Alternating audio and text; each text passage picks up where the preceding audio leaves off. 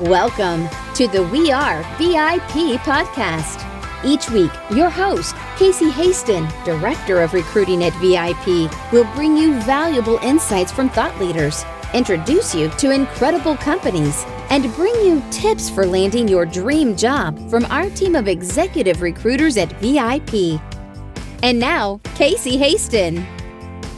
Welcome to the We Are VIP podcast, a podcast devoted to adding value to your career or candidate search, brought to you by VIP. I'm your host, Casey Hasten. I'm an executive recruiter, director of recruiting with VIP, and your all-around hiring guru. Today on the show, I'd like to welcome Hugh Breland, CEO of Epsiode, a nonprofit organization serving more than 1,000 adults with severe disabilities. Epsiode serves these individuals through two programs, community employment placement and vocational training. These programs empower individuals with disabilities and those with barriers to work to achieve their highest level of independence and employment. Hugh, thank you for joining us today. It's a pleasure to have you here. Casey, I've been waiting on the invite, so I'm honored to be here, and man, it's exciting, so I guess we're going to dive in. We are going to dive in, but before we start talking about all the wonderfulness of Epsiode, I love to tell our audience how we got connected. Oh, yeah. So how did we get connected? You know, I think if I can recall correctly, you know, we've slept since we got connected. So I think that we got connected through one of our employees at Epsiode. Her name is Therese. She is the director of finance for us. And in my recollection, she was doing some mentorship and some networking stuff with you guys, and loved what she was, she was picking up what y'all were putting down. And so then she came to me and was like, hey, you got to meet these people. And so then we went and had a good socially distant coffee date. Yes. And it was that, and then the rest is history. So. Absolutely, you nailed it on the head. And we met Therese. It was interesting because my managing partner and I, which he never goes to networking events with me, was at a networking event. And he actually met Therese first, and he says, oh my gosh, I've got to introduce you to Casey because you two are like of the same tribe. Oh, that's awesome. And he was absolutely right. It was a great introduction. Yeah. And we've just kept in touch ever since. And then it led us to you, and led us to your great organization. So tell us a little bit about Epsiode. What do you guys do? Right. So, I mean, yes, I think functionally we help people with disabilities find employment, get ready to find employment, those kinds of things, life skills. But I think in a greater scale, or maybe if you came up 50,000 feet, we spread the light of inclusion for people with disabilities. That's really what we do. And we wake up every day and get the opportunity to make sure that people with disabilities are not just at the table that we all think that they like, oh, we want to be at your table. No. We're creating a whole new table and saying people with disabilities are at the table. We do have, we have a responsibility to make sure they have access, and also make sure that they are included, that their voice is not just kind of, cute and gets to be there because, I always think of it like when you're maybe, some families have the tradition, like you get at Thanksgiving, there's like the adult table and the kid table. And unfortunately, I think as a society at large, we've put people with disabilities at the kid table. Yeah. And so what we get to say is, no, they're not at the kid table, and they bring tons of value, not just a small voice, but a big voice and a valuable voice, and one that we need to pay attention to. And so there's a mix of us spreading the light of inclusion, on their behalf, and just getting to see and experience how they change the world. They shape communities, that shape cities, that shape the world in ways that most people currently just aren't as aware of. And that's part of our job, is to make sure that people know, man, there's great talent, there's great people who can be a great contributor to what different companies, different places are doing. So Absolutely. Yeah. So, I'm curious, are you familiar with the ice cream shop that's in downtown Yes. Dallas? What is the name of that shop? Do you remember? Don't put me on the spot. It's Howdy something. Yes, there you go. Howdy something. I really should That's have all I known that got. better, because that is something where I think they're very much aligned to what you guys do, Right. and that they're hiring. In fact, people. we're inviting them to be at the Dash. I am so glad to hear that. Yes. I'm so excited about We'll that. tell people what that means. But Yes, exactly. So how else does achieve or the employment for these, people? Because I know that you're helping them find jobs. Right. So how does that help them? Right. Well, if you're a part of a community that's been maybe pushed to the margins or dismissed, here's an interesting statistic that only 29% of Americans with a disability are currently, between the age of 16 and 64, are currently employed.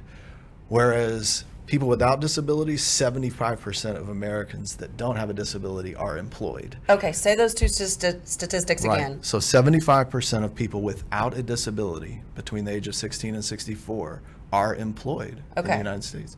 Only 29% of people with a disability are currently employed. Wow. And so, like, if you're put in that category and pushed in that place, you begin to almost believe the hype and the cycle and all the things, right? And as parents, if you have a child coming through with a disability coming through school with different ability, right? And they graduate, it's like a foster care system. You age out. And so parents freak out, like, what's next? What do I do? So there's a lot of questions that need answered there. The actual person themselves, the child, or coming up, the young adult coming up, has questions about what's next for me. Where is my place in society? Where do I contribute? How do I live out my purpose in life? And so that's what we call it. We call it your piece of the pie. Like, everybody's got a piece of the pie, right? And the pie is purpose, inclusion, and empowerment. That is what we feel like we're offering, and that we're ensuring by being who we are. We are able to actually give them that opportunity to fulfill their purpose, to be empowered to, not just sit in a facility or at home. And when that happens, we all understand the idea of mental health. And we all understand the idea of the desire to be known, right? And to be loved for who you are. And when you don't feel those things, when you don't tangibly have those things in your life, it doesn't lead down a healthy path, right? So for human flourishing as a society, we have to think about, how do we give them human flourishing, right? And yes, do we need to think different about it? Yeah, and do we have to create a third way, as I like to say?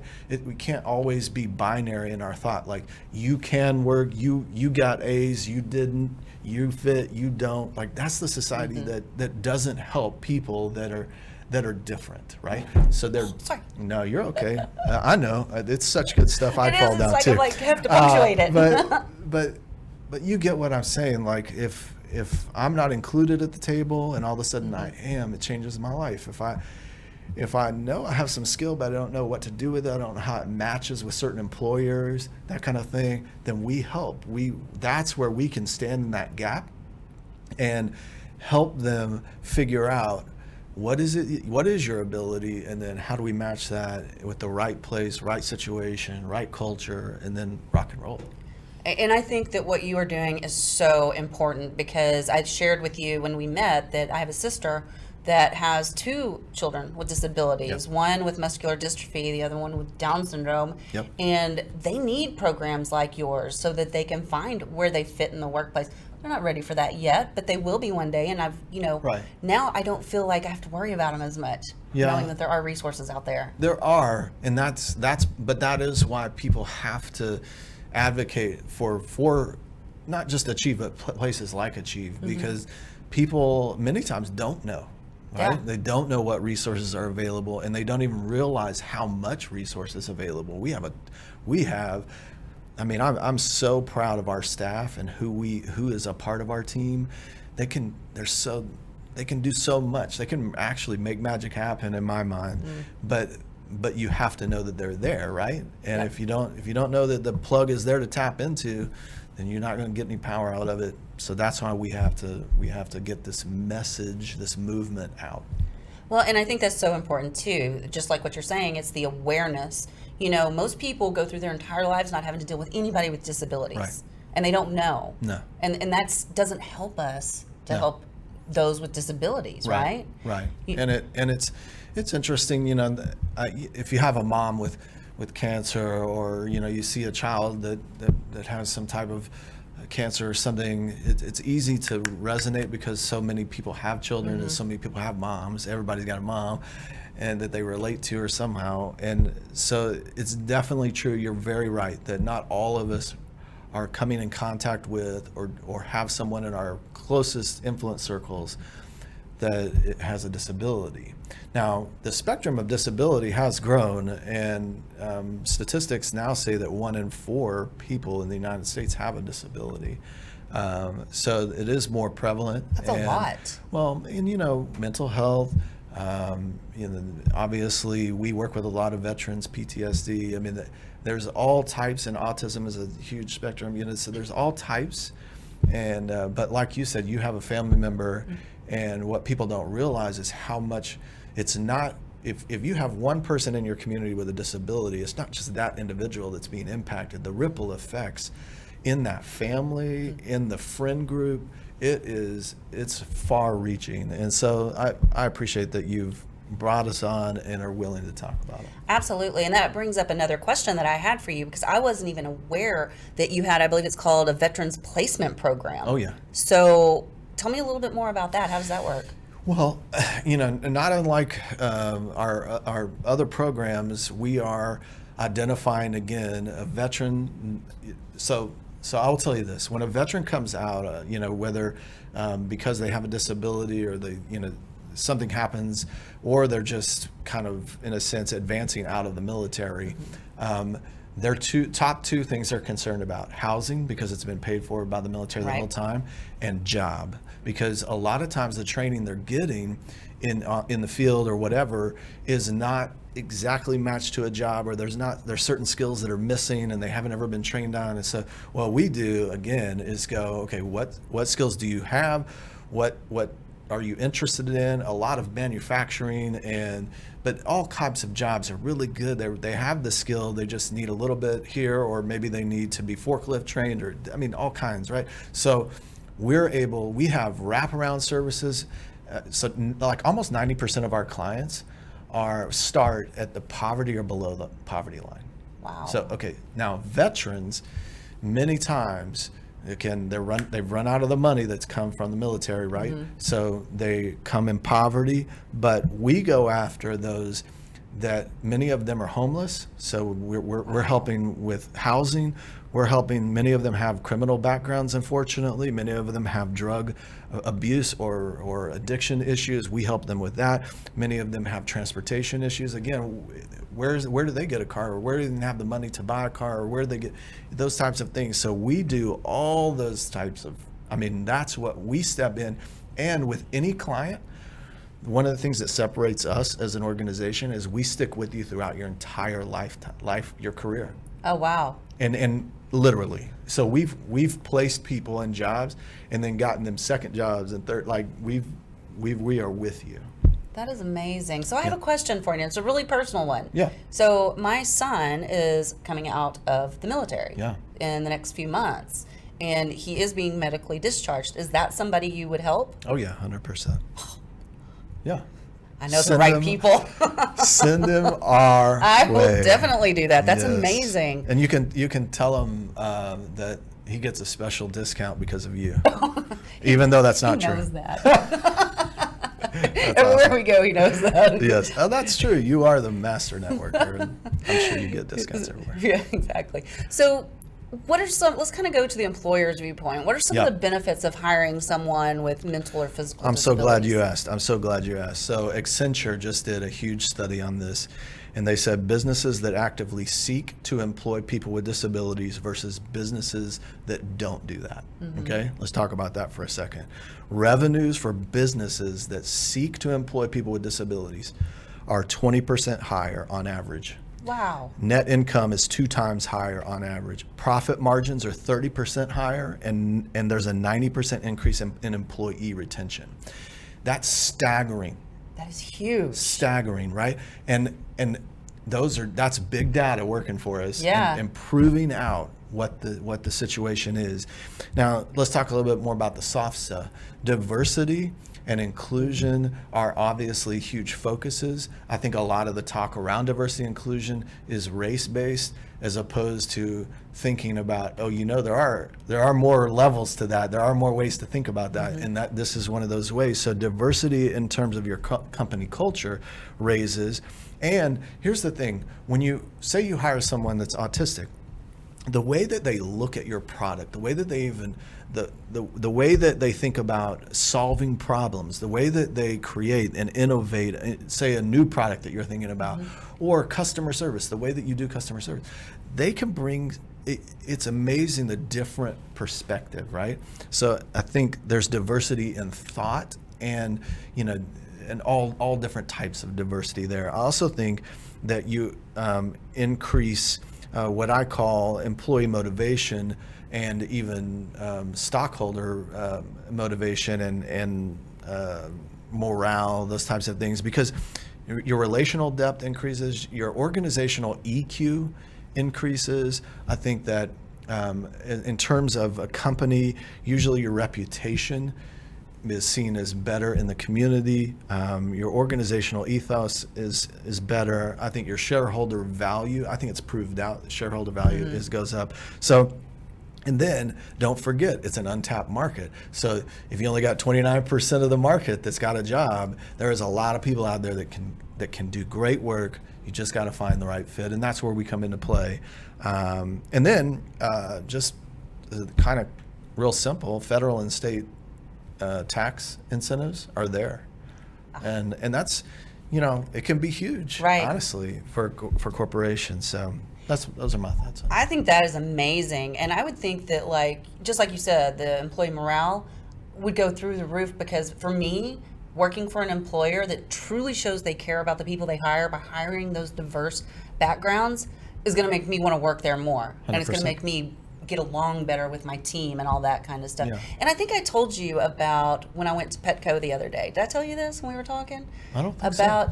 So Petco is doing something. They will forever have my business from now on. Okay. Because the lady at the cashier, or at the register, had a button on, and it says, "I have Tourette's, please be patient." Oh, wow. And she made some of the most beautiful noises, yes, while we were in line, yeah, which she couldn't control. I mean, you know how that works. Yeah. But they gave her a chance, and they gave her safety by putting that pin on her. Right. They weren't pointing it out, because you were going to find it out, right? Yeah, and she would just make some of the coolest noises. We're like, we want her to be our cashier every time we go there now. Right, 100%. Yeah, and I think that's sometimes disability is seen as like, ooh, it's kind of Mufasa, like it's scary, like, ooh, I don't know what to do with that.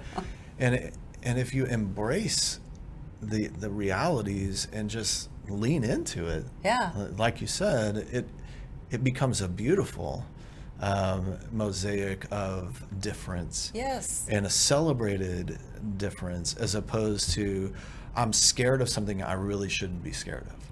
So. Just because it's different. Just because it's different. So I know VIP wants to know this, and I'm sure there are other people out there like us that, really want to get involved in your social movement. So how do employers get involved with you, and how do they help you? Well, there's multiple levels to that question. Number one, we can obviously connect you to new employees, right? Mm-hmm. So I think if you allow us to present opportunities or our programs to your hiring managers, that is something that we do on a regular basis. We come in, we can kind of show you our programs, show you how we work and what we do, and figure out a way to, again, add value to your organization by literally employing people. I think another huge part is volunteering. We can host, I've been told by people that I work with that we can host 25, but we can host 100. We're fine. We got a lot to do. So, okay. And we have a huge facility. It's awesome. It's beautiful. We do. Most people don't know, but we're kind of like a smaller version of Amazon fulfillment center. So in-house, we do fulfillment. And so if you need, like say this week we're working with Mary Kay, we're fulfilling some of their boxes, and that's just some of the job stuff we do. Okay. So if people need that, we can do that. And here something that's coming up next for us is we're going to get into the screen printing business. So if people need T-shirts, yes. et cetera, for business outings. I'm going to need some T-shirts. There you go. We can do those. We will be doing those soon. You can also, we're going to talk a little bit more about the Dash, but that's one of our big fundraisers for the year. And you can, get a team to be a part of that, run in the 5K. Can you walk? You can walk. We got a 1 mile walk. So yeah. This girl don't run much. Hey, I'm with you on that. And then, we have all kinds of sponsorship opportunities. We've got, and then I would say another big one is corporate social responsibility is huge, and we can help. If you need people to come and talk to your organization, if you need us to be a part of the actual corporate social responsibility programming that you do, we can do that. So there are all types of entry points and on-ramps. Okay. I just think bottom line, meet with me or meet with one of us and get the conversation started, and then actually there's lots of ways I think that we can partner. Yeah, I know that VIP is we actually wanted to do this during the pandemic when we first met Trez, was to come on site and do some volunteer work, and we weren't allowed to do that at that time. Right. Are y'all opened back up now for that? Awesome. We are. Come one, come all. Okay. Yes. Well, we will definitely do that. We haven't been able to do our community give back this last year, and so we're all like itching to go do some good in the world. Let's go. We got all kinds. Just make sure you bring your messy clothes. Okay. Yeah. That's kind of scared me. No, not. Well, okay. I'll scare you. I don't care. It's different. We have a greenhouse, and so there's a lot of work. Okay. You got to get in and work. Okay. So. I'm not afraid to work, but the messy clothes, I was like, why? Are you going to throw me in grease or something? No, I'm not. No grease. Okay. No. Good. So let's talk about the Dash. So is it just called the Dash? It is. It is. It's called the Dash, and it is. I like to say it's going and glowing for good. All right. Tell me everything. I know, going and glowing for good. So it helps us raise funds and spread the light of inclusion. Yes, it gives you and your crew an amazing Saturday night, is what I say, because we've got the kids zone with the inflatables and the face painting and all the things that you would want if you're a parent that your kid would be doing. And then we've got the food alley with food trucks and the good food, and then on another side we have the beer garden, one of my personal favorites. And then we have live music throughout the entire evening. It's from 6 to 10 p.m. The race actually is at 7. But again, the festivities happen, the entire experience happens from 6 to 10, and it is a glow run. So there will be a lot of people and things glowing throughout the night. And you know what? We like to say, come glow with me. Aww. Right? And then at the end of the night, you get to be a part of a movement where we can all say together, watch us glow, right? Watch us spread the light of inclusion for people with disabilities. So, I love that y'all are doing that, especially doing it at night. The National Association for Suicide Prevention? Yes. They do us a very similar thing. And it's very symbolic what you're doing, right? Because theirs is walk out of the darkness into the light. Cool. And I see that you guys are kind of doing the same thing. Yeah. So it should be a lot of fun. We're placing a really good weekend. So the last weekend of the Texas State Fair is October 16, 17, and then you have Halloween weekend that everybody will be doing something on the 30th and 31st. So we're right in the middle. We're at October 23rd. Yep. Like I said, an amazing Saturday date. It's early bird registration is actually opening in conjunction in many ways with this podcast. Nice. Yeah, I know. Oh, fancy. So it's you like can we planned go, it or something. intentional living. But yeah, so you can just go to achievedfw.org and sign up, register an entire team, an individual, whatever you want to do. Now, where is the event actually going to be held? Dallas Medical Center. Oh, okay. It's So I don't have the address on me, by the way, but I'm sure it's going to be on the website. It all is. The Oh yeah. will be there. But Dallas Medical Center is Dallas Farmers Branch, right there, 635 and like Hillcrest. Ish. I think it's. We're going to call it that. Okay. Yes, for the sake of right now, because I got nothing. I mean, okay. you're looking at me like I should have something, but I got nothing. That's okay. I'm sure there are people in place to put that together and pull it off and make it happen. And I'm like, pretty much everybody listening to this has a smartphone, so just come on, be smart Go to the website and use it. Yes, Dallas Medical Center. So what's next for Achieve? What's on the horizon? Because now, tell me how long you've been with them. So that's a great question. So I started with the organization at the beginning of this year. So I have not been a part of the team for very long yet. But you've made a pretty good impact on them already. That's for other people to say. They have been saying it, I promise. Yeah, I'm going to let other people decide that. I'm still here, so yes, there you this go. Is good. But we've been around for 70 years. So we started in 1951. This is our 70th year. That's crazy. Isn't that great? And so our vision is to spread the light of inclusion with 1 million people by the year 2051, by our 100-year anniversary. And you guys are part of that million, I can tell you that. And so we're looking for the future. We're planning for the future for a lot of things. I would tell you in terms of what's next, we're really proud of our greenhouse. We're starting to grow, and so we call it Greenhouse for Good.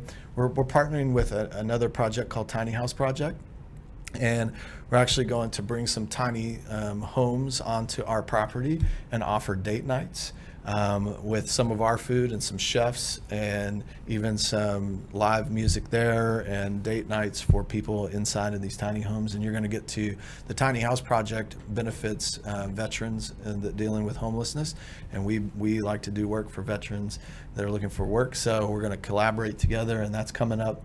And you can go onto our website and see how to sign up for a date night. Oh, I'm so signing up for this. I know, right? And then we also have a new podcast that's going to come online here in a month at the end of August, called the Ending X podcast, Ending Exclusion.